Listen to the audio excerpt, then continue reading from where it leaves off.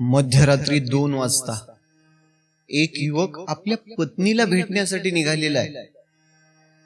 काही कामानिमित्त तो परगावी गेलेला होता. ज्यावेळी तो परगावावरून घरी आला त्यावेळी त्याला कळलं की आपली पत्नी माहेरी गेलेली आहे. आणि जसंही त्याला कळालं कसा बसा 2 वाजेपर्यंत शांत झोपण्याचा प्रयत्न केला. रात्रीचा 2रा प्रहर आणि त्याने मनाच्या ठिकाणी ठाम निश्चय केला की आज काहीही केलं तर पत्नीला जाऊन भेटायचंच. आणि भयंकर अशा त्या रात्री तो युवक आपल्या पत्नीला भेटण्यासाठी रात्रीच्या किर्र अंधारामध्ये निघालेला आहे. 5 मैलाचा प्रवास करून ज्यावेळी तो त्याच्या सासरवाडीमध्ये पोहोचला त्याने कुठले कुठले अडचणी पार केलेल्या होत्या. यमुना नदीला तुडुंब असा पूर आलेला होता. त्या पुरामधून पोहत पोहत पोहत येऊन तो आपल्या सासूरवाडीपर्यंत आला. आणि आता घरामध्ये जायचं कसं? दार तर सगळे बंद आहेत घराचे. तो खिडकीजवळ आला. त्याला एक दोर दिसला आणि त्या दोराला धरून तो वर चढून ज्यावेळी त्याच्या सासरवाडीमध्ये पोहोचतो त्यावेळी सासरवाडीची सगळी मंडळी आश्चर्यचकित झाली. जावाई बापू मध्यरात्री यावेळी? आणि ज्यावेळी पत्नीने हाताला धरून स्वामींना विचारलं, पतिदेव इतक्या संध्याकाळी तुम्ही का आलात? तो पती म्हणतो, प्रिये मला तुझा विरह सहन नाही झाला आणि तू मला सोडून कशी काय आलीस? 1 दिवसासाठी आली होती तिनं माहेरी फक्त. आणि मग घरामध्ये कसं काय आला? ज्यावेळी पत्नीनं विचारली त्यावेळी तो म्हणतो, तू दोर टाकलीस ना वरून? ती पत्नी म्हणते, खोटं कशाला बोलता, मी कधी टाकला दोर? आणि त्यावेळी तो युवक म्हणतो की अजून आहे दोर तो, चल मी तुला दाखवतो. ज्यावेळी ते दोर पाहायला ते दोघही आणि सासरवाडीची सगळी मंडळी आले त्यावेळी त्यांना त्या खिडकीजवळ लोंबत असलेला महासर्प दिसला. आणि सगळेजण त्या सर्पाला घाबरून भयभीत झाले. सगळ्याला आश्चर्याचा धक्का बसला. आणि ती पत्नी आपल्या पतीला म्हणते, या सर्पाला धरून आपण वर चढून आला. हा महासर्प आहे. हा जर सर्प डसला असता तर तुमच्या जीवाचं काही बरं वाईट झालं असतं. संसार हा नाशवंत आहे आणि या संसारासाठी माझा काम मनामध्ये धरून आपण मध्यरात्री एवढ्या वेळी या सर्पाला धरून आपण मध्ये आलात. आणि त्यावेळी त्या पत्नीने त्या आपल्या पतीला उपदेश केला, स्त्रियांच्या नादी लागून भले भले गेलेत आणि तुम्ही माझा काम धरून मध्यरात्री या ठिकाणी इथपर्यंत आला. यमुनेचा तुडुंब भरलेला पूर, त्या पुरामधून पोहत आलात. एवढाच जर अट्टहास तुम्ही भगवंतासाठी केला असता, एवढाच जर अट्टहास तुम्ही भगवंताच्या नामस्मरणामध्ये केला असता तर भगवंत तुम्हाला प्रसन्न झाले असते. कोण आहे हा युवक? आणि मध्यरात्री आपल्या पत्नीसाठी एवढी संकट पार करून येतो. भक्ती विजयामधले 3ऱ्या अध्यायातली आहे कथा. आणि मग एवढी संकट पार करून तो काय येतो आणि काय एवढा पत्नीसाठी त्या महाराजांचा लळा लागला? कोण आहे हा युवक? या युवकाची संपूर्ण कथा पाहूया भक्ती विजयाच्या 3ऱ्या अध्यायामध्ये. रामकृष्ण हरी.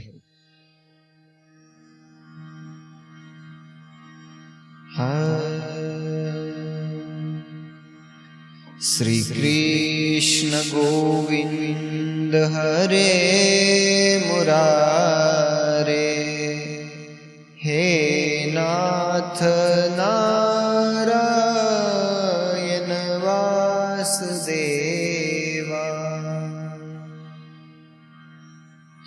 श्री कृष्ण गोविंद हरे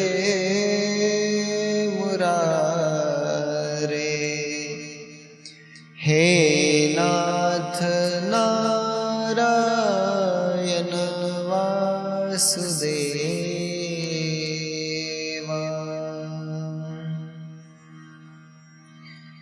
वक्रतुंड महाकाय सूर्यकोटि समप्रभ निर्विघ्नं कुरु मे देव सर्वकार्येषु सर्वदा। गुरुर्ब्रह्मा गुरुर्विष्णु गुरुर्देवो महेश्वरा।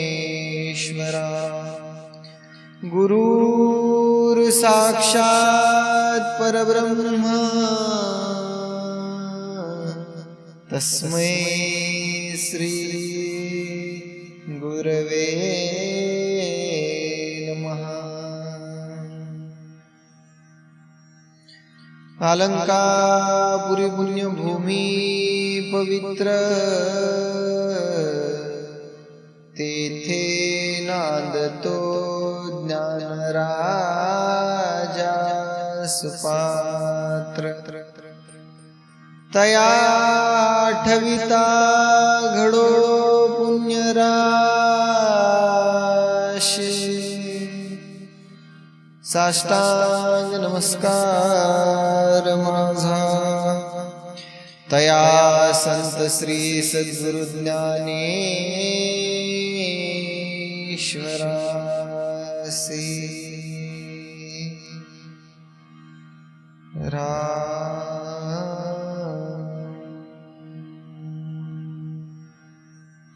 ओम मातृदेवो भव ओम पितृदेवो भव। जय जय भक्तवत्सलानंद कंदा परमपुरुषा सच्चिदानंदा। जगद्द्वारा जगद्वन्द्या श्याम सुंदरा गोविंदा। श्री गणेशाय नमः श्री कृष्णाय नमः। रामकृष्ण हरी। भगवंता हे सच्चिदानंदा परमपुरुषा, आपल्या भक्तांचा उद्धार करणाऱ्या गोविंदा, आपल्या भक्ताविषयी किती काळजी आहे। गजेंद्रांनी हाक मारली आणि भगवंतांनी सगळीच्या सगळे काम सोडून गजेंद्राचा उद्धार करण्यासाठी ज्यावेळी गजेंद्राच्या हाकेला धावून आले, त्यावेळी गजेंद्राला घेऊन जात असताना नकराने भगवंताला प्रश्न केला, भगवंता अजब आहे तुझा न्याय। तुझ्या दृष्टीमध्ये तर समानता असेल वाटलं होतं, परंतु भगवंता हाच आहे का तुझा न्याय। त्यावेळी त्या नकराला सुद्धा भगवंतांनी गजेंद्रासोबत घेऊन गेले। महिपती महाराज निरूपण करतात गोड असं, भगवंता जे तुझे भक्त आहेत, जे तुझे अभक्त आहेत, त्यांचा सुद्धा तू उद्धार केलास देवा। सगळ्यांच्या हाकेला धावून येणाऱ्या जगन्नाथा, तुझं मी किती गुणवर्णन करू। श्रुती शास्त्र वेद पुराण सगळे दमले देवा तुझं वर्णन करता करता। तुझ्या रूपाचं मी अजून किती वर्णन करू। कलयुगामध्ये असणार सर्वश्रेष्ठ नाम आणि त्या नामाचं नाममहिमान करण्याची प्रेरणा आपण मला दिली, यापेक्षा अजून भाग्य काय असू शकतं। श्री गणेशाला आणि श्रीकृष्णाला वंदन करून कबीरदास महाराजांनी कथेला सुरुवात केली। महिपती महाराजांनी भक्ती विजयाचा 3रा अध्याय, या अध्यायामध्ये तुलसीदासांचं चरित्र पाहणार आहोत। भगवंतांनी तुलसीदासांना ज्या कार्यासाठी पृथ्वी तलावरती पाठवलं, अवतार कार्य, आणि मग या पृथ्वी तलावरती येऊन तुलसीदास भगवंतांनी दिलेलं कार्य कसं विसरलं आणि या संसाराच्या मोहमायेमध्ये कसं अडकून राहिले. गोड असं चरित्र आहे आणि यामधून घेण्यासारख्या इतक्या गोष्टी आहेत. संसारामध्ये बघा, भगवंतांनी आदेश दिला आणि त्यांच्या आदेशानुसार संत मंडळींनी पृथ्वी तलावरती भगवंताचा नाम महिमा वाढवण्यासाठी जन्म घेतला. परंतु ते सुद्धा संसारामध्ये किती अडकले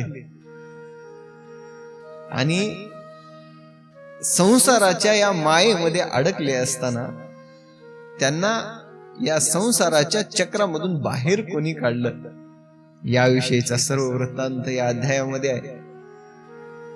महिपती महाराज वर्णन करत आहेत. भगवंत क्षीरसागर निवासी लक्ष्मीपती निवांत स्थानी बसलेले असताना वैकुंठामध्ये सगळी भक्त मंडळी त्या ठिकाणी आली. उद्धव, अक्रूर सगळेच्या सगळे त्या ठिकाणी आले आणि सगळ्या भक्तांना भगवंतांनी सांगितलं की तुम्ही पृथ्वी तलावरती अवतार घेऊन माझा नाम महिमा वाढवा. आणि मग वाल्मिक ऋषींना भगवंत म्हणतात, ऋषीवर आपण सुंदर रामायणाची रचना केली, बरोबर आहे, परंतु या कलियुगामध्ये संस्कृताच्या अज्ञानापोटी संस्कृत भाषेचं अज्ञान असल्यामुळं कलियुगाच्या लोकांना ते रामायण संस्कृत समजत नाही आहे. म्हणून आपण काय करा, ते रामायण प्राकृत करा आणि प्राकृत करून माझ्या नामाचा नाम महिमा वाढवा. भगवंतांनी आदेश दिला आणि भगवंताच्या आदेशानुसार वाल्मिक ऋषींनी होकार दिला. ठीक आहे म्हणले भगवंता, आपली आज्ञा शिरसा वंद्य. आणि मग तुलसीदासांनी या वाराणसीच्या पावनभूमीमध्ये हस्तिनापुराच्या तीर्थक्षेत्रामध्ये वाल्मिक ऋषींनी तुलसीदासांच्या स्वरूपामध्ये जन्म घेतला. तुलसीदासांच्या वडिलांचं नाव आत्माराम. आपलं वेद अध्ययन करून संसार कर्म भागवणारे आत्माराम ब्राह्मण. राजाची त्यांच्यावरती खूप कृपा होती आणि अशा या वाराणसीच्या पावनभूमीमध्ये तुलसीदासांनी जन्म घेतला आत्मारामाच्या घरी. आणि पोटी आपल्या पुत्ररत्न जन्मलं. आनंद झाला आत्मारामाला. दोघेही पती पत्नी आनंदामध्ये आहेत आणि नामकरण केलं. नाम ठेवलं तुलसीदास. आणि दिवसेंदिवस हा बालक वाढू लागला. 12 वर्षापर्यंत ब्रह्मचारी ठेवलं तुलसीदासांना. आणि ज्यावेळी तुलसीदास वयामध्ये आले, तारुण्य अवस्थेमध्ये आले, त्यावेळी सुंदर अशी पत्नी पाहून त्यांचा विवाह लावून दिला. विवाह बंधनामध्ये त्यांना टाकलं. आता पहा, इतके दिवस भगवंताच्या नामस्मरणामध्ये सुरू असलेलं जीवन, भगवंताचं नामस्मरण करायचं आणि भगवंताच्या नामस्मरणानेच आपल्या दिवसाला सुरुवात करायची, संसाराची संसार कार्य करायची. आणि विवाह झाल्यानंतर वातावरण बदललं. तुलसीदासांच्या पत्नीचं नाव आहे ममता. ममतेसोबत विवाह लावून दिला. नवीन नवीन लग्न झालेलं आहे आणि आपल्या पत्नीविषयी इतकी आसक्ती त्यांच्या मनामध्ये, इतका पत्नीवरती जीव होता. ममता ममता ममता.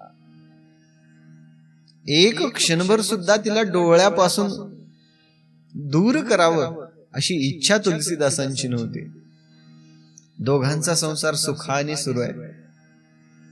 लग्नाला काही दिवस उलटून गेली, काही महिने उलटून गेली, दिवसामागे दिवस जात आहे. या दोघांचा संसार आनंदामध्ये सुरू आहे. ज्या तुलसीदासांना भगवंतांनी सांगितलं, वाल्मिका ऋषीवर आपण पृथ्वी तलावरती जन्म घ्या आणि हे जे वेद विधी, हे यज्ञ याज्ञिक जे कर्म आहे, हे कलियुगामध्ये शक्य नाही. माझ्या नामाचा महिमा मोठा आहे, नाम महिमा वाढवा तुम्ही, असं सांगून पाठवलं होतं. ते तुलसीदास संसारामध्ये इतकं तल्लीन झाले, आपल्या पत्नीला एक क्षणभर सुद्धा दृष्टी आड करू नये अशी त्यांची अवस्था झाली. सुखाने संसार सुरू आहे. एके दिवशी तुलसीदासांना अकबर राजाबरोबर स्वारीला जावं लागलं. काही कारणानिमित्त राजाचा आदेश होता आणि राजाने सांगितल्यानंतर त्यांना टाळता आलं नाही आणि तुलसीदास एके दिवशी अकबर राजाबरोबर स्वारीला गेले. आणि मग माहेरची मंडळी, म्हणजे लग्न होऊन म्हणले 1 वर्ष उलटून गेला तरी सुद्धा जावई बापू आपल्या लेकीला काही माहेरी पाठवायला तयारच नाहीत म्हणले. त्यांनी एक युक्ती केली. त्यांनी मुराळ्याला सांगितले, जावा म्हणले, ममताला सांगा तुम्ही, ममता तुझ्या आईची तब्येत खूप नाजूक आहे आणि डोळे भेट घडावी म्हणते, तुझं दर्शन घ्यावं म्हणते. आणि ज्यावेळी ममता ऐकेल त्यावेळी धावून येईल किंवा तुलसीदास तिला पाठवतील माहेरी. मुरळ्याला पाठवलं सगळं सांगून. हस्तिनापुरामध्ये आले. घरी आल्यानंतर व्यवस्थित पाहुणचार झाला आणि मुरळ्यांनी सांगितलं. आता तुलसीदास तर घरी नव्हते, त्यांचे आई वडील होते. त्यांना सांगितलं की ममतेच्या मातेची तब्येत खूप नाजूक आहे आणि तिला पाहायचं म्हणते, आम्ही हिला घेऊन जावं का? आता तुलसीदास तर घरी नव्हते. आत्मारामांनी सांगितलं, ठीक आहे म्हणले, घेऊन जावा. आणि जसंही ममतेला कळालं की माझ्या आईची तब्येत खूप नाजूक आहे, ती खूप आजारी आहे, तिला कळाल्याबरोबर ती जोरजोऱ्यानं रडायला लागली, हंबरडा फोडून रडायला लागली. ममता म्हणू लागली, काय झालं माझ्या आईला? अचानक असं कसं ती आजारी पडली? चांगली तर होती की? आणि मोठमोठ्यानं ज्यावेळी रडायला लागली त्यावेळी मुराळी जवळ गेला आणि हळूच कानामध्ये सांगितला, ममते रडू नको, तुझी आई आजारी पडली नाही. आम्ही तुला हे खोटं खोटं सांगितलं आहे. तुला असंही तुलसीदास पाठवत नाहीत आणि तुला 4 दिवस माहेरी घेऊन जावं आणि तुझ्या आईची वडिलांची तुला पाहण्याची खूप इच्छा झाली, त्यामुळं हे मी खोटं सांगितलेलं आहे. आणि तू काय कर, सासू सासऱ्यांचा निरोप घे आणि आपण जाऊया.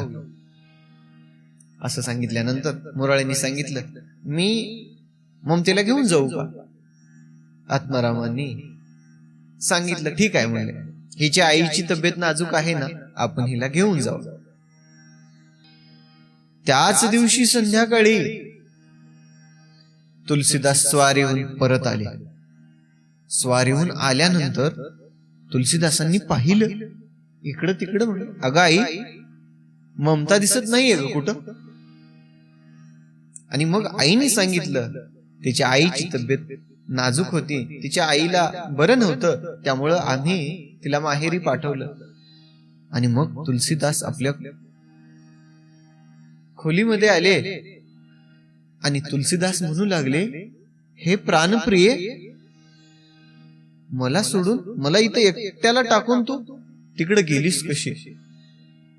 आणि पत्नीचा विरह त्यांना सतावू लागला. आपल्या पत्नीपासून एक क्षणभर सुद्धा त्यांना सोडून तिला राहवत नसत. आणि मग आता तर ती माहेरी गेली. इकडं तुलसीदासांचा जीवच लागायला तयार नाही. आता आई वडिलांना काय म्हणावं. शांत बसले. रात्रीचं जेवण झालं आणि झोपण्यासाठी आपल्या खोलीमध्ये गेले. रात्री झोपण्याचा खूप प्रयत्न करत आहेत. इकडून तिकडं आपले आसन बदलत आहेत, अडंग बदलत आहेत, परंतु झोप काही लागतच नाही. मनामध्ये पत्नीचा विरह आहे. आणि अशा या अवस्थेमध्ये तुलसीदासांनी ठरवलं की म्हणले आपण ममतेला जाऊन भेटायचं. आणि मनाच्या ठिकाणी ठाम निश्चय केला. रात्रीचा दुसरा प्रहर, मध्यरात्रीचे 2 वाजलेले आणि मध्यरात्री 2 वाजता तुलसीदास उठले आणि त्याच भयंकर अशा अंधाऱ्या रात्री आपलं घर सोडून सासरवाडीच्या दिशेनं निघाले ममतेला भेटण्यासाठी. परिस्थिती कशी आहे पहा. मुसळधार असा पाऊस सुरू आहे. यमुना नदी तुडुंब भरलेली आहे पुराने. यमुना नदीमध्ये पूर आलेला आहे आणि त्या पुराच्या या यमुना नदीच्या पलीकडे त्यांची सासरवाडी आहे. ममतेला तर आपल्याला भेटायचं आहे. मनामध्ये ठाम निश्चय केला. काही जरी झालं, कितीही जरी पाऊस असला तरी आज काही केलं तर मी ममतेला जाऊन भेटणार. मनाच्या ठिकाणी ठाम निश्चय केला आणि भयंकर अशा अंधाऱ्या रात्री तुलसीदास चालू लागले. मजल दर मजल, मजल दर मजल. वरून मुसळधार असा पाऊस सुरू आहे. 5 मैलाचा अंतर पार केल्यानंतर यमुना नदी आली. यमुना नदीला तुडुंब पूर आलेला होता आणि त्या पुरामधून पोहत जाऊन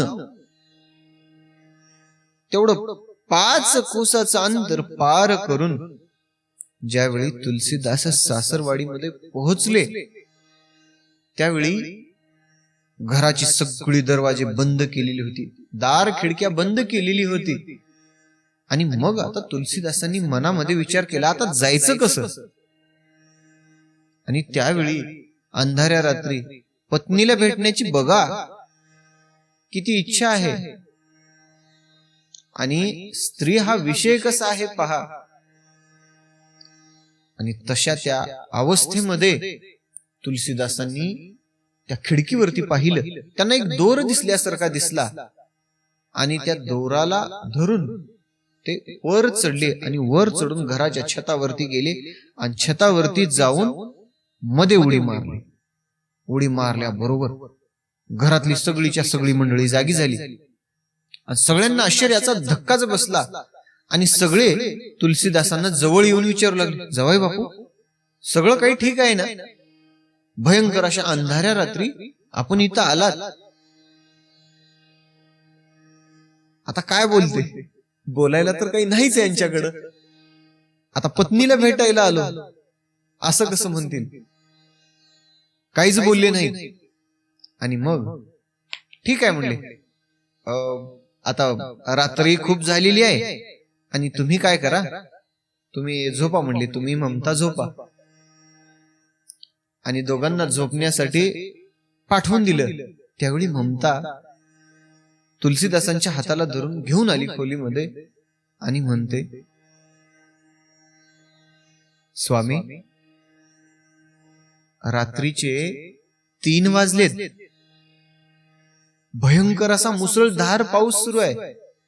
अशा या पावसामध्ये यमुनेला पूर आलेला असेल.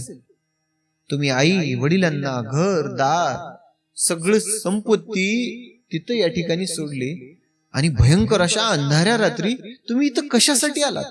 माझा काम मनामध्ये धरून आला. बर आलात तर आलात, वर कसं काय आला. त्यावेळी तुलसीदासांनी सांगितलं, तुझी आणि माझी भेटण्याची खूप इच्छा होती. तुला भेटण्याची माझ्या मनामध्ये इच्छा होती आणि मी जसंही या ठिकाणी आलो तुम्हाला वरून दोर टाकलास. ममतेने सांगितलं, स्वामी खोटं बोलू नका. मी कधी दोर टाकला, मी तर इथंच होते. त्यावेळी तुलसीदासांनी सांगितलं, तू दोर टाकला त्याच दोराला मी धरून वर आलो. घरची मंडळी अजून झोपली नव्हती आणि ते दोर बघण्यासाठी ममता, तुलसीदास आणि घरची सगळी मंडळी आले. दोर कोण टाकला तर बघितले तर काय भयंकर असा मोठा साप त्या छतावरती होता.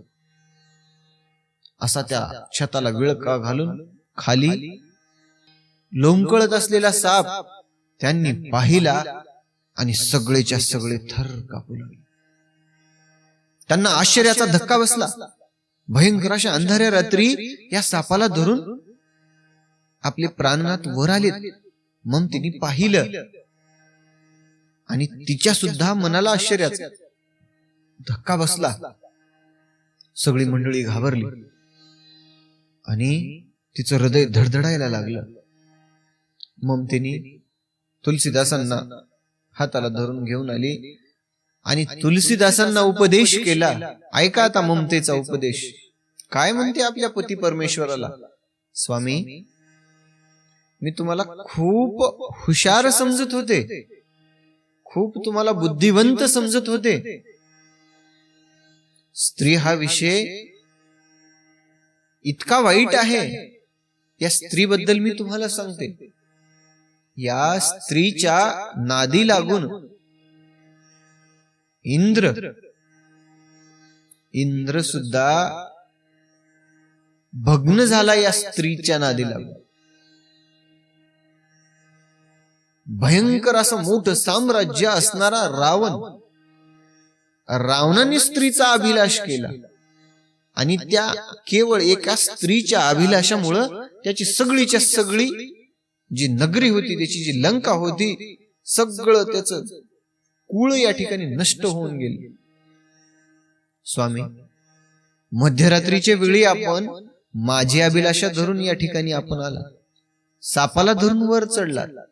यमुनेमध्ये तुडुंब असा पूर आला असताना त्या अवस्थेमध्ये आपण यमुना पार करून माझ्यापर्यंत आला. पतिदेव परमेश्वरा, एवढाच जर अट्टहास भगवंतासाठी केला असता का, एवढाच अट्टहास जर देवासाठी केला असता का, तर देव प्रत्यक्षात तुम्हाला भेटायला आला असता. आणि मी तर तुम्हाला खूप ज्ञानवंत समजत होते, परंतु तुम्ही हे असं वागलात, मला नाही हे पटलं. आणि तुमच्या जर जीवाचं काही बरं वाईट झालं असतं तर मी कुणाकडे पाहून जगायचं. नाशवंत असणारा हा संसार आहे. नाशवंत या संसारासाठी माझा काम, माझी अभिलाषा मनामध्ये धरून तुम्ही भेटण्यासाठी आला. एवढाच वेळ नामस्मरणासाठी दिला असता, भगवंत प्रत्यक्षात तुमच्या भेटीसाठी आले असते. तुलसीदासांनी हात जोडलं, मग तिला सांगितलं, माते धन्य आहे म्हणले, धन्य आहे तुझा उपदेश, आणि मला आता लक्षात आलं म्हणले. आणि त्याच रात्री तुलसीदास निघाले. संसारामधून विरक्ती निर्माण झाली. पत्नीचं जे बोलणं होतं, पत्नीचं बोलणं त्यांच्या हृदयाला लागलं, खोचलं, मनामध्ये वैराग्य निर्माण झालं. आणि मग घरदार सगळं सोडून दिले. घरदार सगळं सोडून तुलसीदास वनामध्ये राहण्यासाठी गेले. आणि मग रात्रंदिवस राम नामाचं नामस्मरण करू लागले. श्रीराम जय राम जय जय राम, श्रीराम श्रीराम श्रीराम. रात्रंदिवस राम नामाचं नामस्मरण करू लागले. राम राम राम राम नामस्मरण करायचे, कथा करायचे आणि भगवंताला मागायचं, प्रभू रामचंद्रा, हे दयानिधा, हे कृपाळा, आपण मला दर्शन द्या. अनन्य भावानं मनाच्या अंधकरणातून हाक मारायची, भगवंता भगवंता मला दर्शन द्या. 12 वर्षापर्यंत तुलसीदासांचं नामस्मरण सुरू आहे. या वनामध्ये पानं खाऊन राहिले, गलित पत्रे, पान खायचे, बाहेरच या ठिकाणी नदी सरोवराचं पाणी प्यायचं राहायचं. आणि 12 वर्षाचा काळ उलटून गेला. आणि त्यांचा एक नियम होता, दररोज सकाळी ते शौचास जात असताना जे उरलेलं पाणी राहायचं ते एका झाडाला टाकायचे. आणि मग असाच 12 वर्षाचा काळ गेल्यानंतर एके दिवशी त्यांनी शौचाचं उरलेलं पाणी त्या झाडाच्या बुडाला टाकले. आणि झाडाच्या बुडाला टाकल्याबरोबर त्यांच्या समोर भयंकर असं मोठं भूत प्रसन्न झालं. आणि तुलसीदासांना म्हणू लागलं, तुलसीदासा, मी तुझ्यावरती प्रसन्न झालो आहे, माग तुला काय पाहिजे. आणि मग तुलसीदास म्हणले, बाबा कोण आहेस म्हणले, प्रसन्न झालो म्हणलास. त्यावेळी सांगितलं, मी भूत आहे.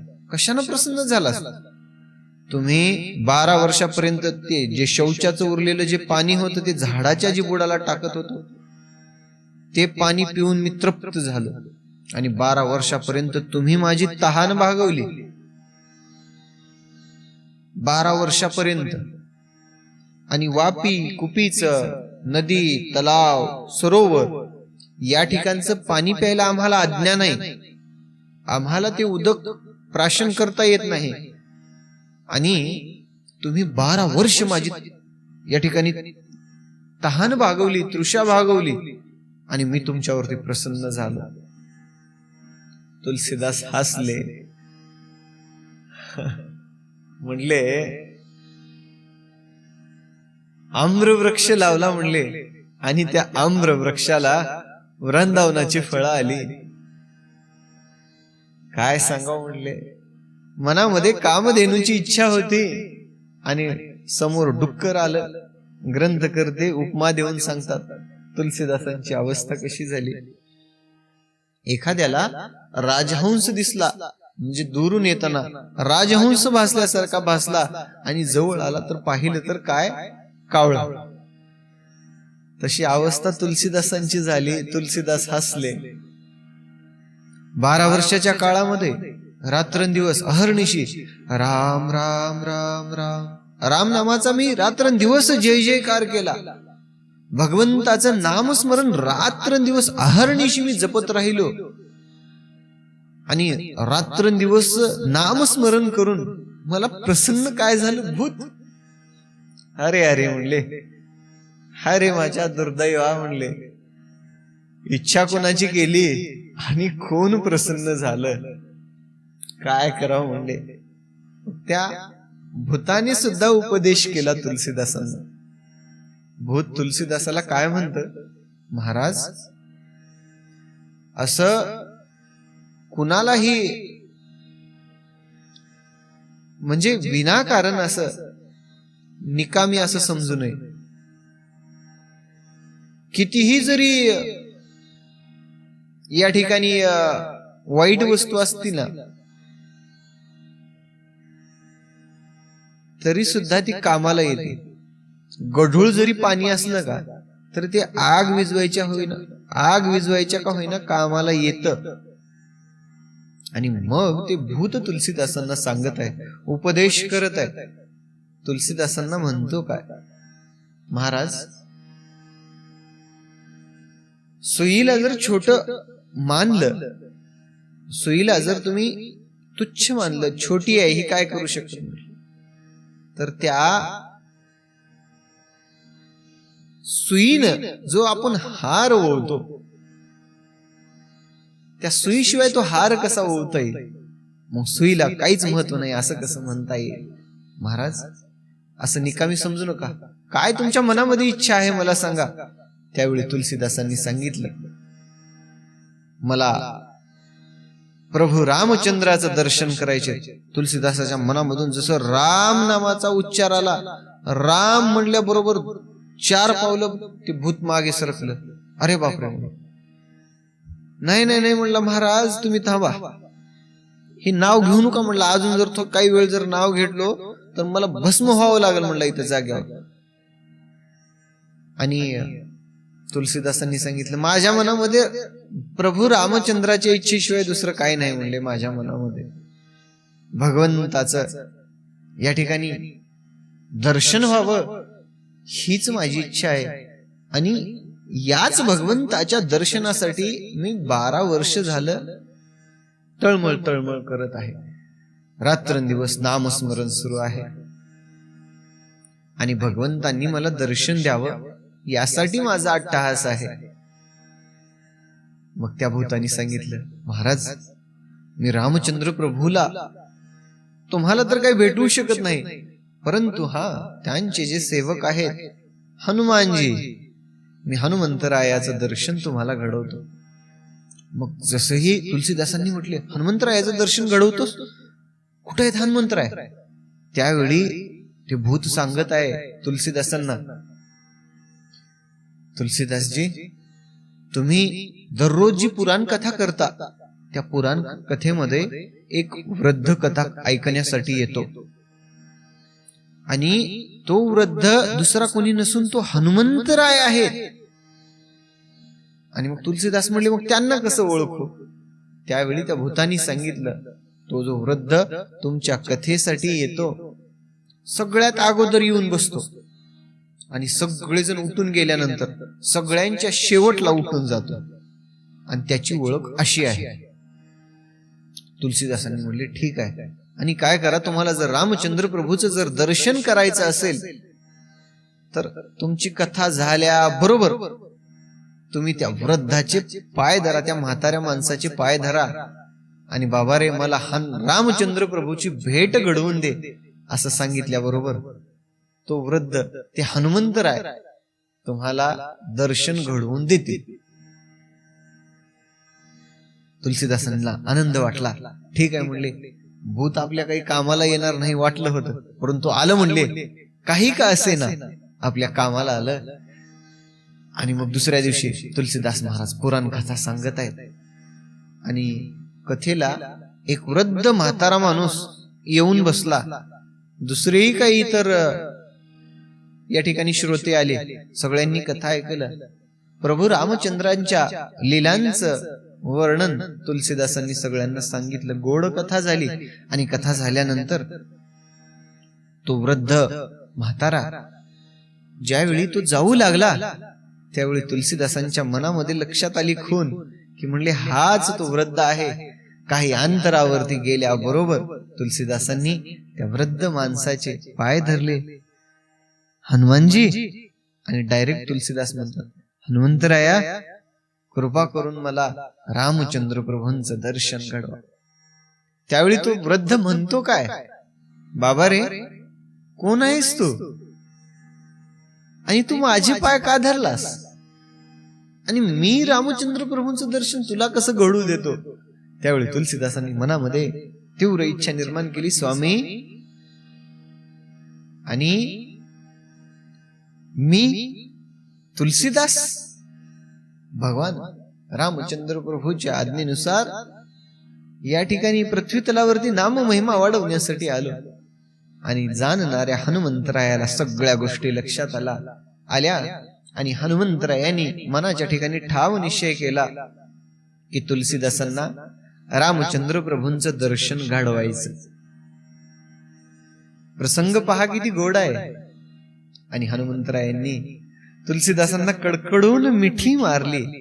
आणि मिठी मारून हनुमंतराय म्हणतात, रामचंद्र प्रभूंचं दर्शन मी तुम्हाला घडवतो, काही चिंता करू नका. तुलसीदासांना इतका आनंद झाला, आता रामचंद्र प्रभूंचं दर्शन होणार, रामचंद्र प्रभूंना आपल्याला पाहायला मिळणार, या जीवनाचं सार्थक होईल. पत्नीनं उपदेश केल्यानंतर त्यांना आठव झाला की भगवंताच्या लीलाचं वर्णन करण्यासाठी, भगवंताच्या लीला नाम महिमा वाढवण्यासाठी आपण जन्म घेतलेला आहे.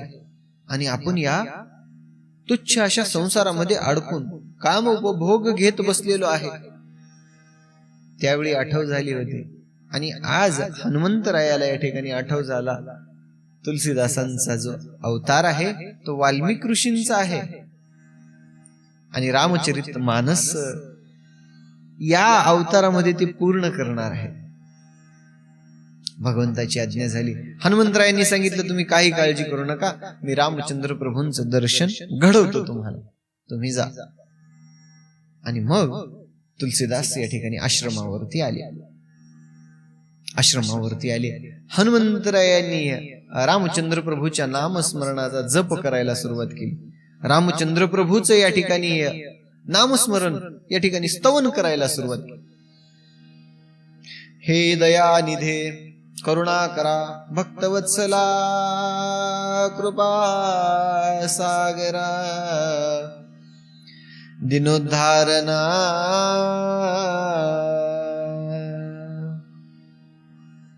जगत्पिता जगत्पालका, जगनियंता जगद्वंद्या, सकल गुणातीता,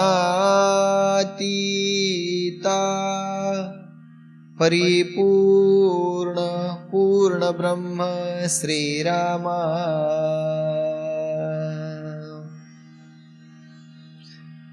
आणि रामचंद्र प्रभूंचं स्तवन केल्याबरोबर रामचंद्र प्रभू त्या ठिकाणी प्रकट झाले आणि हनुमंतरायाला म्हणतात, हनुमंता, माझं स्तवन आपण कशासाठी करत आहात?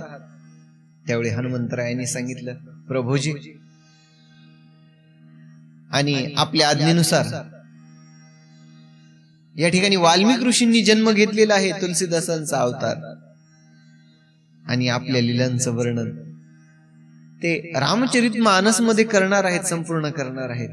आणि त्यांच्या मनामध्ये खूप इच्छा आहे, 12 वर्षापासून तपश्चर्या करत आहेत आणि तुमच्या दर्शनाची खूप आस लागलेली आहे त्यांना. त्यावेळी रामचंद्र प्रभूंनी म्हटले, ठीक आहे, म्हणले, त्यांना दर्शन देऊया.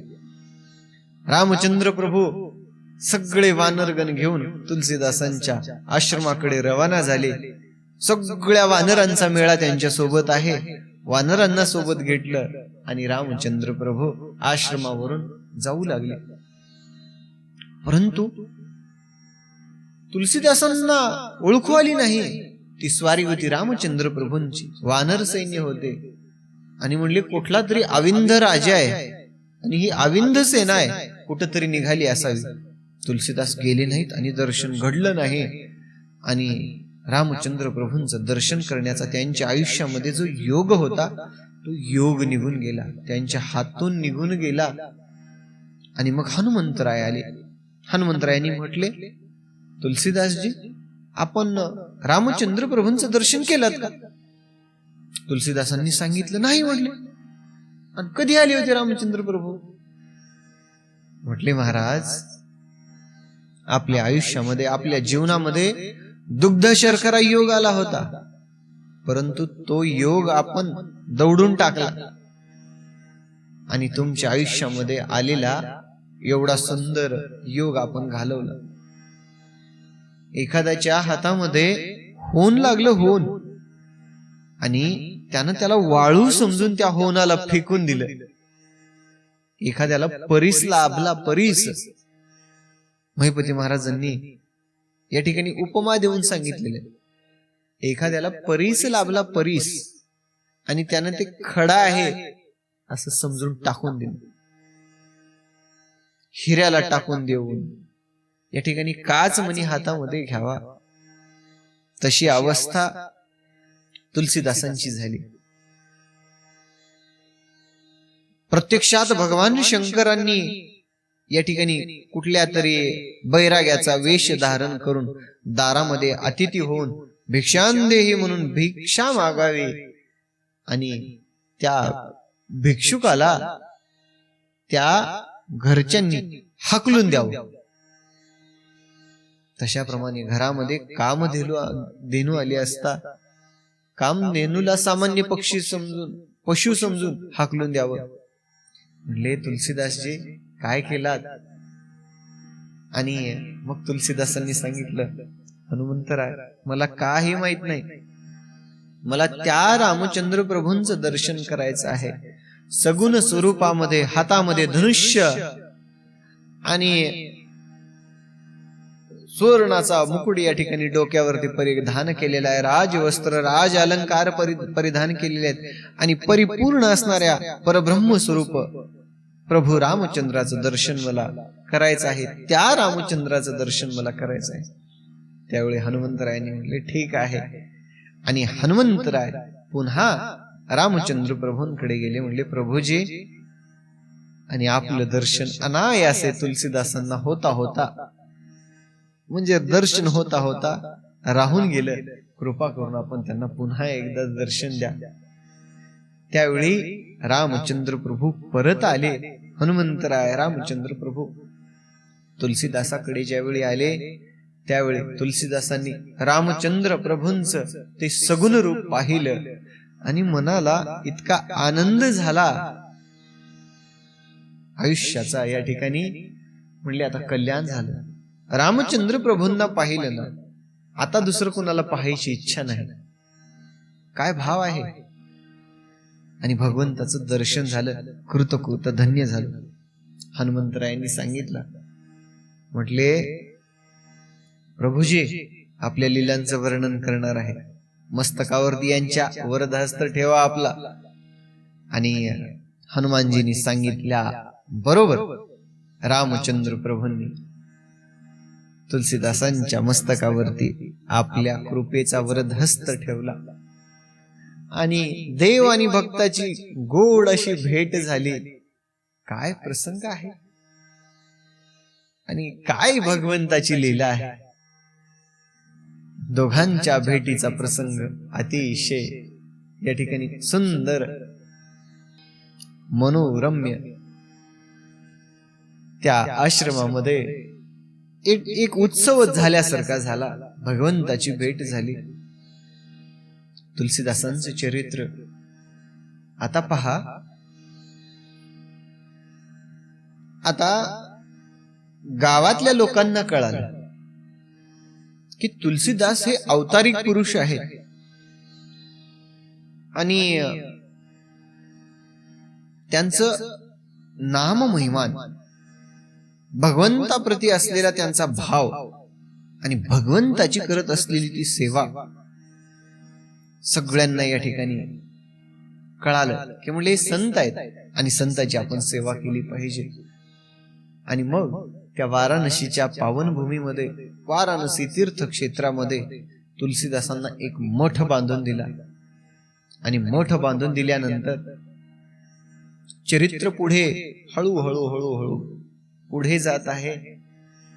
आणि मग तुलसीदासांची दिनचर्या सुरू झाली. कित्येक याचक दान देणारे आहेत. कोणी सुवर्णाचे भांडे दान देत आहे, कोणी चांदीचे भांडे दान देत आहे, कोणी अन्न धान्य तर राशीच्या राशी दान देत आहेत. आता इतका साधू महात्मा आपल्याला लाभलेला आहे, त्यांना दान द्यावं या उद्देशाने सगळीच्या सगळी त्या मठामध्ये या ठिकाणी ब्राह्मण भोजन व्हायचं. दीन याचक हीन गरीब सगळ्यांना तुलसीदास या ठिकाणी आश्रमामध्ये त्यांच्या त्या मठामध्ये जेवू घालायचे. मोठा भव्य मठ बांधलेला होता. जेवण झाल्याबरोबर लगेच हरी कीर्तन व्हायचं. राम कृष्ण हरी जय जय राम कृष्ण हरी हरी जय जय राम कृष्ण हरी जय जय राम. कीर्तनाचा कार्यक्रम व्हायचा आणि नित्य नेमानं हा या ठिकाणी नाममहिमा चालू आहे, भगवंताचं नामस्मरण चालू आहे.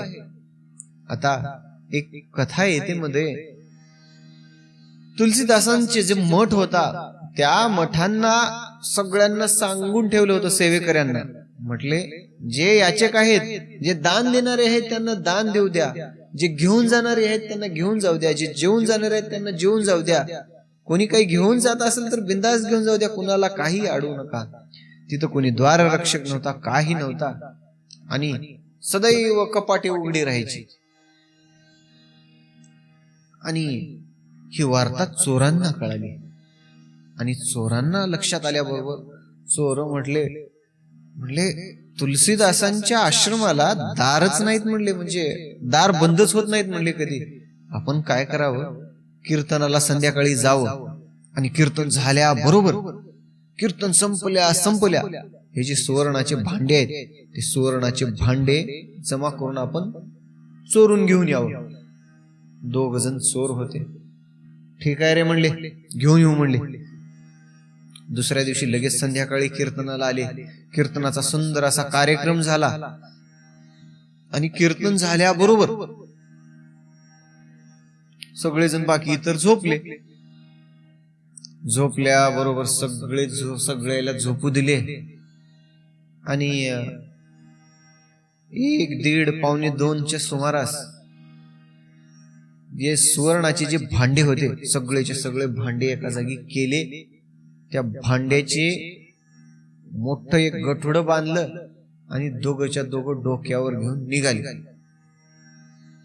आणि ते दोघंच्या दोघं चोर निघाले असताना पूर्वद्वारावरती आले तर त्यांना 2 युवक दिसले, बाणधारी, हातामध्ये धनुष्य आहे आणि बाण सज्ज करून असं द्वारावरती बसलेले आहेत. आणि आता ते युवक पाहत आहेत, म्हणले आता कसं करावं. पूर्वद्वारावर तर 2 युवक दिसले. पश्चिम द्वाराकडे गेले तर तिथं सुद्धा 2 द्वाररक्षक दिसले. आणि मग सगळ्या दारांकडं ज्यावेळी त्यांनी जायचा प्रयत्न केला सगळीकडे ते 2 युवक दिसले. म्हणले द्वारपाळ असतील, काय करूया आपण, ते झोपल्यानंतर जाऊ. आणि ते दोघही ते जे भांडे घेतलेले होते दोघंच्या दोघं भांडे वापस घेऊन आले आणि झोपले. 2 वाजले, 3 वाजले, 4 वाजले, 4:30 वाजले. आणि मग ते दोघं एकमेकांना खुणावून म्हणले आता जाऊ म्हणले, आता नसल म्हणले कोणी द्वारपाळ. तरी सुद्धा पाहिलं तर ते दोन्हीच्या दोन्ही द्वाररक्षक द्वारावरती बाण सज्जच होते, बाण ओढून. आणि मग त्यांनी कळालं की आता हे द्वारपाळ आपल्याला हे भांडे घेऊन जाऊ देत नाहीत. आणि मग पहाट झाली आणि 4 वाजल्याबरोबर 4, 4:30 लगेच काकड आरतीसाठी सगळी जी मंडळी होती सगळी मंडळी उठली आणि काकडा सुरू झाला. उठा पांडुरंगा प्रभा समयो पातला.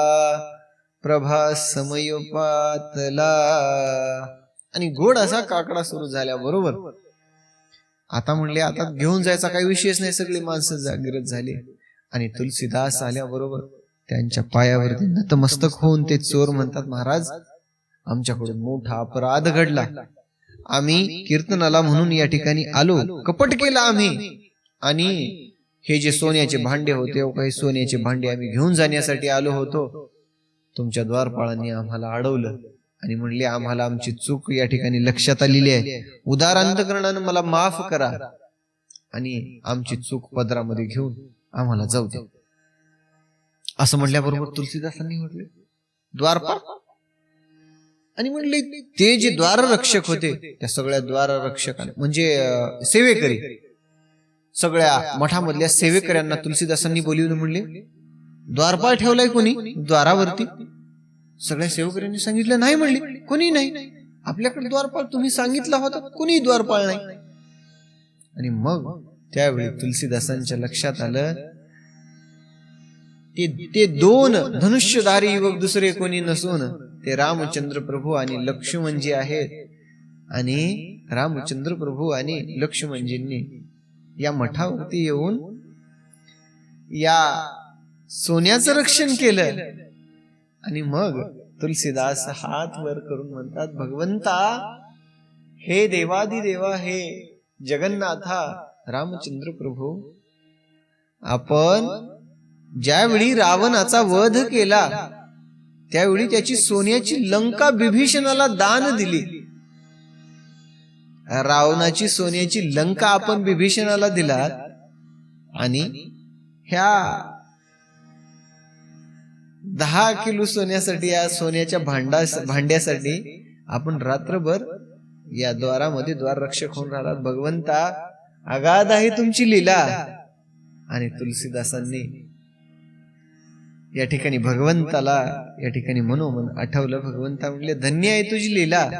तुझी लीला भगवंता जगदीशा कुणाला कळणार नाही आणि तुझा महिमा कुणाच्या लक्षामध्ये येणार नाही. बघत बघत ही वार्ता सगळ्या पंचकृषीमध्ये पसरली आणि तुलसीदासांच्या या ठिकाणी मठाचं रक्षण करण्यासाठी स्वतः भगवान रामचंद्र प्रभू आणि लक्ष्मणजी आले होते. आणि मग सगळेजण अनन्य भावानं मनोभावानं तुलसीदासांची या ठिकाणी सेवा करू लागले. एके दिवशी ब्राह्मण भोजनाचा कार्यक्रम होता.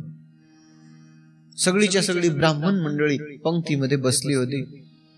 त्यांना जेवायला वाढलं आणि जेवाय वाढल्यानंतर दारावरती एक याचक आला.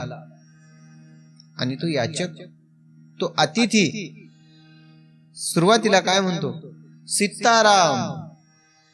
आणि सीताराम म्हटल्यानंतर तो याचक म्हणतो, मी ब्रह्महत्यारी आहे आणि कृपा करून मला भूक लागली आहे, मला काही अन्नधान्य देता का, मला भूक लागली आहे, मला जेवू वाढता का, असं म्हणाल्यानंतर तुलसीदास महाराजांनी त्या याचकाला त्या ब्राह्मणाच्या पंक्तीमध्ये बसवलं. त्या ब्राह्मणाच्या पंक्तीमध्ये बसवल्याबरोबर ब्राह्मणांना राग आला आणि राग आल्यावर ते तुलसीदासांना म्हणतात, महाराज, कोणत्या अधिकारानं तुम्ही याला ब्राह्मणाच्या पंक्तीमध्ये बसवलात? हा ब्रह्महत्यारी आहे आणि ब्रह्महत्येचं पातक याच्या माथ्यावर असताना कुठल्या अधिकारानं याला आमच्या पंक्तीमध्ये बसवला? त्यावेळी तुलसीदासांनी सांगितलं, अधिकार आहे. कलियुगामध्ये सगळ्यात मोठं काय आहे तर नाम महिमान आहे. आणि सगळ्यात पवित्र असणार भगवंताचं नाम ज्यावेळी याच्या मुखामध्ये आलं ना, त्यावेळी हा सगळ्या पापामधून मुक्त झाला. आता याला दुसऱ्या प्रायश्चित्ताची गरज नाही. भयंकर असणारे मोठे मोठे पापी केवळ भगवंताच्या नामस्मरणाने या ठिकाणी तरुण गेले. अजामिळ किती पापी होता, किती दुष्ट दुर्जन दुराचारी होता. आणि त्या अजामिळाच्या अंतकाळी ज्यावेळी भगवंतात नारायणाचं नाम त्याच्या जिभेवरती आलं तर त्याला सुद्धा परमगती प्राप्त झाली. तितका असणारा पापी अजामिळ तो सुद्धा नामस्मरणाने तरुण गेला. मग भगवंताच्या नामस्मरणाने ज्यावेळी तो सीताराम म्हटला ना, अगोदर त्यांनी सीताराम म्हणाला, त्याचं पात या ठिकाणी दहन होऊन गेलं आणि त्या अधिकारानं मी याला तुमच्या पंक्तीमध्ये बसवलं आहे. ब्राह्मण मंडळी म्हणले, आम्हाला मान्य नाही. म्हणले, तुम्ही काही सांगसाल, काही म्हणसाल, आम्ही तुमचं म्हणणं कसं मान्य करू? मग काय करावं लागेल? काहीतरी आम्हाला प्रचिती द्या. मग ज्यावेळी प्रचिती द्या असं म्हटल्याबरोबर तुलसीदासांनी म्हटले, काय प्रचिती देऊ? त्यावेळी ब्राह्मण मंडळींनी सांगितलं, जो नंदी आहे का, म्हणले, महादेवाच्या मंदिरासमोरचा जो नंदी आहे, त्या नंदीला तुम्ही काय करा, जेवू घाला. म्हणले, नंदीनं तुमच्या हातचं जेवण खाला की मग आम्ही मान्य करतो. म्हणले, आमच्या बरोबर याला घेऊन जेवतो. म्हणले, आणि मग तुलसीदासांनी या ठिकाणी भगवंताची स्तुती करायला सुरू केली. हातामध्ये पात्र घेतलं, पात्रामध्ये या ठिकाणी भोजन घेतलं आणि भोजन घेऊन त्या नंदी समोर तुलसीदास जी आले आणि भगवंताला हाक मारतात, हे दयानिधी, करुणा करा, कृपा सागरा, भक्तवत्सला, दीनबंधो, दीन उद्धरणा, परमेश्वरा, आणि आपण हे अन्न ग्रहण करण्यासाठी या. त्यावेळी तुलसीदासांच्या हाकेला धावून नंदी, प्राणेश्वर नंदी फुतकाऱ्या मारू लागला. आणि नंदीने तुलसीदासांनी जे पात्रामध्ये जे भोजन ठेवलं होतं ते भोजन सगळं नंदीने खाऊन सगळंच्या सगळं भोजन खाल्लं आणि जे पात्र होतं पात्र सुद्धा खाऊन टाकलं. त्यावेळी सगळेजण या ठिकाणी आश्चर्य करू लागले आणि सगळेजण तुलसीदासांची स्तुती करू लागले. म्हणले, आपण तर भगवंताचा या ठिकाणी साक्षात अवतार आहात. आणि मग बघत बघत ही सगळी वार्ता पंचकृषीमध्ये पोहोचली.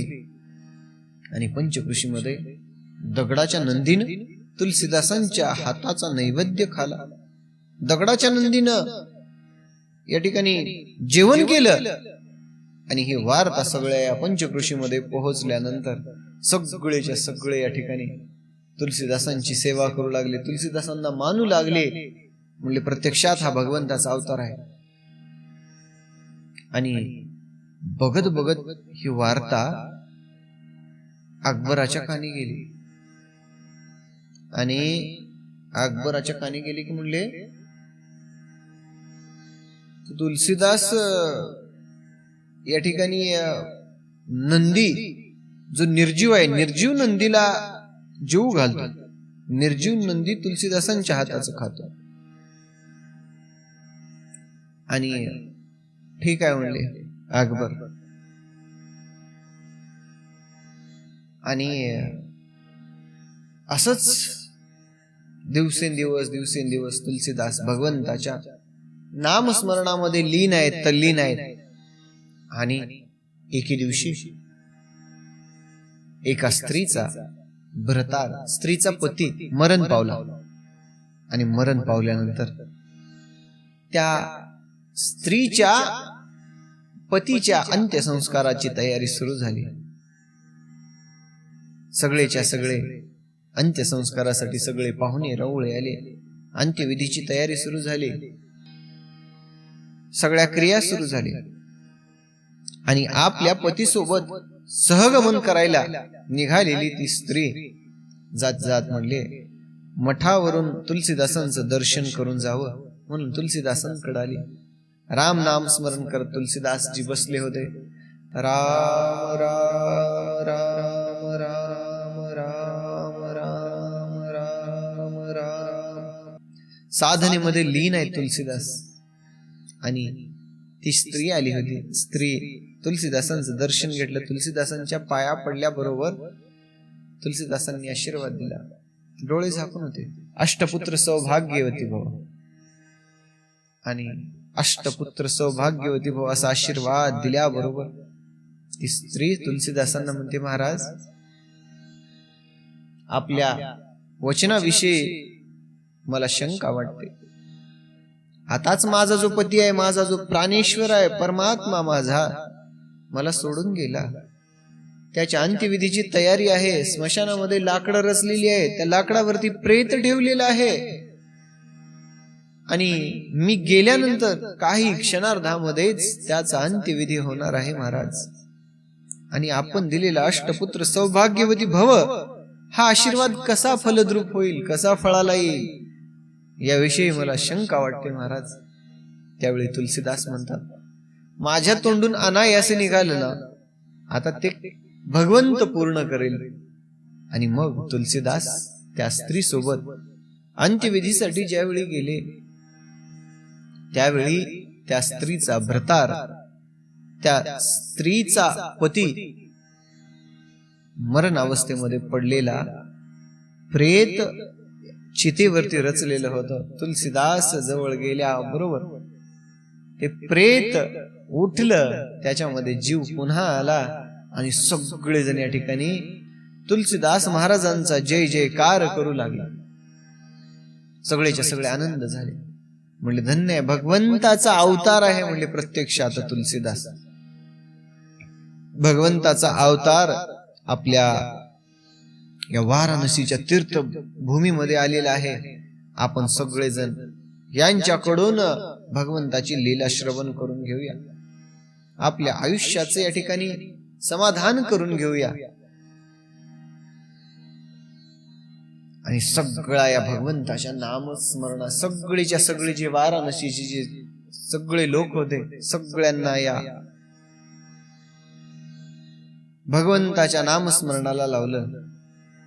आणि बघत बघत ही वार्ता ज्यावेळी अकबराच्या कानी गेली त्यावेळी अकबरांनी सूडबुद्धीनं बोलवलं. म्हणले जावा म्हणले तुलसीदासाला घ्या म्हणले बोलून या. आणि बघू तर म्हणले प्रत्यक्षात तुलसीदास नंदीला जीव घालतात. तुलसीदास जीवनमय म्हणजे मृत्यू पावलेल्या माणसाला, मेलेल्या माणसाला जिवंत करतात. बघूया तर म्हणले एवढे लोक वाहवा करला तर. आणि तुलसीदासांना या ठिकाणी मूळ पाठवले आणि दूत तुलसीदासांकडे गेला. महाराज, राजांनी या ठिकाणी आमंत्रण पाठवलेलं आहे. आपल्या दर्शनाची या ठिकाणी आस लागलेली आहे राजाला, आणि आपण कृपा करून राजाला दर्शन देण्यासाठी येतात. असं ज्यावेळी दूतांनी सांगितलं त्यावेळी तुलसीदासांनी सांगितलं, ठीक आहे म्हणले, राजाचं बोलावं नाही, जाऊया म्हणले, त्या ठिकाणी जाऊया. आणि मग तिथलेही जे लोक आहेत, तिथले सुद्धा लोक, जनलोक या ठिकाणी सद्मार्गी लावावं. तुलसीदास गेलेले आहेत नामस्मरण. आणि राज दरबारामध्ये तुलसीदासांना सिंहासनावरती राजाने बसवलं. आणि सिंहासनावर बसवून तुलसीदासांना राजा म्हणतो, म्हणले तुम्हाला रामचंद्र प्रभूंनी दर्शन दिलं, आम्हाला दर्शन घडवा म्हणले देवाचं. भगवंत तुम्हाला दर्शन देतात ना, आम्हाला घडू द्या दर्शन. आणि रामचंद्र प्रभूचं दर्शन झालं, तुम्ही तुमची प्रचिती आम्हाला दाखवली तरच या ठिकाणाहून हालायचं, नाहीतर हालायचं नाही, असं म्हणून एक प्रकारचं नजर कैदच केलं तुलसीदासांना. आणि मग तुलसीदासांचा होत असलेला हा छळ भगवंताला सहन झाला नाही. ज्या ज्यावेळी आपल्या भक्तावरती संकट येतं, ज्या ज्यावेळी भक्ताचा या जीव धोक्यामध्ये येतो, त्यावेळी परमात्मा परमेश्वर लगबगीने धावून येतो. आणि मग तुलसीदासांनी हनुमंतरायाचं या ठिकाणी पाचारण केलं. आणि हनुमंतरायाचं पाचारण केल्याबरोबर हे जे अकबर, त्याच्या जे स्त्रिया होत्या, 500 स्त्रिया होत्या, 500, आणि सगळ्या त्या नृत्यशाळेमध्ये बसलेल्या होत्या. आणि मग तुलसीदासांचा छळ करण्यासाठी त्या दरबारामध्ये तुलसीदासांना अडकावून ठेवलेल्या अकबराला आता पहा कशी प्रचिती येते. रामचंद्र प्रभूंचं स्मरण केल्याबरोबर, हनुमंतरायांचं स्मरण केल्याबरोबर, हनुमंतराय 10,000 वानरांची सेना घेऊन जे नगरामध्ये घुसले, सगळीकडे नास धूस सुरुवात केली. झाड उपसून टाकले, माड्या इकडून तिकडं, ह्याच्याहून तिकडं उड्या मारायच्या. जे पती पत्नी आहेत, पतीच्या दाढीची, वेणीची या ठिकाणी गाठी मारल्या, आता माकड आहेत. आणि जे अकबरांच्या जे 500 स्त्रिया होत्या, त्या 500 स्त्रियावरती दीर्घ विसर्जन केलं. असं झाल्याबरोबर एवढा नगरामध्ये हलकल्लोळ मातीवला. त्यावेळी अकबराच्या कानी वर्तमान पोहोचला की आपल्या नगरामध्ये सगळीकडे नासधूस सुरू आहे. या वानरांनी सगळीकडे थैमान घालून टाकलेलं आहे. आता हे वानर ही पृथ्वी उलटून टाकते का काय, अशी अवस्था या ठिकाणी त्या नगराची झालेली आहे. असा वर्तमान राजाला कळाल्याबरोबर अकबरांनी सांगितलं, हे कशामुळे होत आहे. त्यावेळी काही जाणकार लोकांनी सांगितलं, आपण म्हणले तुलसीदासांचं या ठिकाणी छळ करून, या ठिकाणी कपटाने त्यांना या ठिकाणी तो बोलून घेतलात आणि त्यांना दरबारामध्ये ठेवलात अडकवून. त्याच्यामुळं हे सगळं होत आहे. जाऊन त्यांची माफी मागा, नाहीतर हे सगळं या ठिकाणी आपली नगरी पालती करून टाकते. असं म्हणाल्यावर ज्यावेळी राजा तुलसीदासांकडे गेला, त्यावेळी तुलसीदासांना हात जोडून म्हणतो, महाराज क्षमा करा, माझं चुकलं, मला असं वागायला नाही पाहिजे होतं, आणि कृपा करून या सगळ्या वानरगणांना थांबवा. असं म्हणाल्यावर तुलसीदासांनी म्हणले, रामचंद्र प्रभूंचं दर्शन तुम्हाला करायचं होतं की. हे 10,000 वानर तर पुढे आलेले आहेत. जिथं वानर आहेत तिथं रामचंद्र प्रभू असतात. आणि रामचंद्र प्रभूंनी पुढे पुढे वानर पाठवून दिलेले आहेत. आणि 18 पद्म वानर भार घेऊन रामचंद्र प्रभू पाठीमागे येत आहेत म्हणले. आणि अकबराने म्हणले, महाराज माफ करा म्हणले, 10,000 वानर आहेत, एवढा थैमान गोंधळ घालून ठेवलेत. जर तेवढे जर वानरगण या ठिकाणी जर आले महाराज, तर आपल्या नगरीचं या ठिकाणी काय खरं नाही. कृपा करून मी तुमच्या पाया पडतो, हे सगळेच्या सगळे वानरगण वापस पाठवा. त्यावेळी तुलसीदासांनी हनुमंतरायाचे या ठिकाणी स्तवन केल्याबरोबर सगळीच्या सगळी जे वानरगण आहेत, सगळीच्या सगळी वानर या ठिकाणी अदृश्य झाली. आता महिपती महाराज तुम्हा सगळ्यांना सांगत आहेत, हे तुलसीदासांचं जे चरित्र आहे, प्रत्येक अध्यायामध्ये वेगवेगळ्या संतांचं चरित्र आहे. हे जे चरित्र आहे देवादिकांना सुद्धा दुर्लभ आहे आणि ते सुलभ करून तुम्हा सगळ्या श्रोत्यांपर्यंत ह्या भगवंताच्या गोड अशा कथा पोहोचवत आहे. महिपती महाराज म्हणत आहेत, आणि भगवंताच्या जर मनोभावे कथा या श्रवण केल्या तर पुण्यफलाची प्राप्ती होते आणि तो जीव मोक्ष पदाला जातो. भगवंताच्या कथामध्ये काय होतं, कथेचा ज्ञानाचा मोक्षाचा लिंक कसा आहे. माणसाने वेदाध्ययन करावं, वेदांचा अभ्यास करावा, ग्रंथांचा अभ्यास करावा. ग्रंथातून काय होतं, ज्ञान मिळतं. ज्ञान मिळाल्यानं काय होतं, ज्ञानातून योग मार्ग साधता येतो. योग मार्ग साधल्यानंतर त्या योगातून मग मोक्ष मिळवून घेता येतो.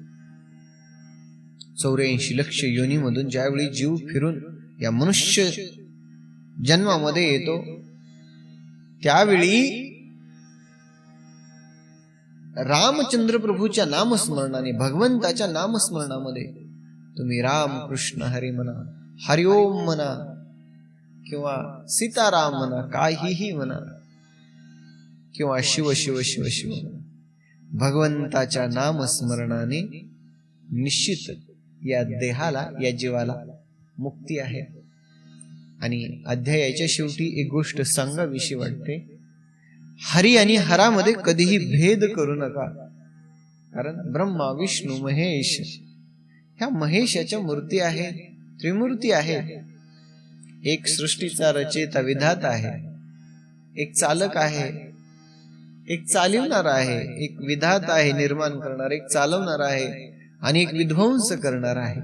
त्यांच्याशिवाय हे चक्र बंद आहे. असे कितीतरी हजारो या ठिकाणी ग्रह आहेत, हजारो आकाशगंगा आहेत, हजारो आकाशगंगावरती वेगवेगळे या ठिकाणी जीवन आहे. आणि हे सगळं या ठिकाणी परमार्थाचं, अध्यात्माचं वर्म जे आहे हे ग्रंथामध्ये लपलेलं आहे. अशा प्रकारे या अध्यायाचा या ठिकाणी अध्याय समाप्त झालेला आहे. रामकृष्ण हरी आदेश. भगवंताच्या गोड अशा कथा सर्वांपर्यंत पोहोचवा. हा अध्याय सर्वांपर्यंत पोहोचवा आणि कमेंटमध्ये रामकृष्ण हरी लिहा. रामकृष्ण हरी आदेश.